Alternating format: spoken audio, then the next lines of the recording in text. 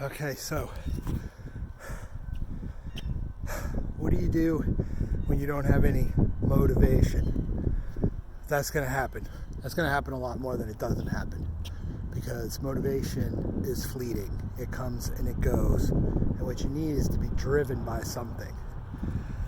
So what I do, and people always push back on this, nobody wants to hear this, because what they want to hear is that there's some trick, there's some hack, there's some way to feel good about this.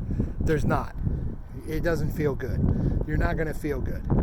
You're not going to be happy to do this. You can't. It's just not it's not in the human genome. So what I do is what David Goggins would call going dark, which means the truth is your life has been guided by these insecurities that we all have inside us, more so than anything else in your life. That's what's guided you. So the trick is to start using that as something to push you, instead of something that's been stopping you from doing things. It's super powerful in that regard. The trick is to dig down into those dark recesses of your mind and find the things that you're afraid of, and use those to push you to run away from them, if you want to look at it that way.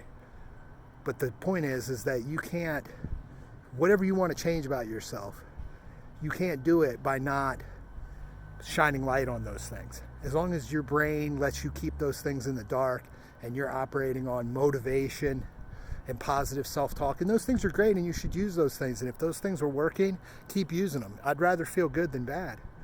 But you've got to realize that one day that's not going to be there, and you've got to find some other way to do it. And to be honest with you, the vast majority of the time I use this method. Positive self-talk and these types of things, they work fine for after I work out and for after I've run, but to get me to run, that doesn't do it for me. I got to get negative. I got to be honest with myself and accountable with my insecurities. I'm a very selfish person. I can, be flippant to people, and but I have a lot of double standards. I don't like it when they do that to me. So that's what I ran on today. I just like to pick one thing, and I run on that. I try to think about that. I try to play that out as far as it goes and find all the negatives in behaving that way. And hopefully that will, in the long run, adjust behavior. Positive self-talk is not going to do it for me.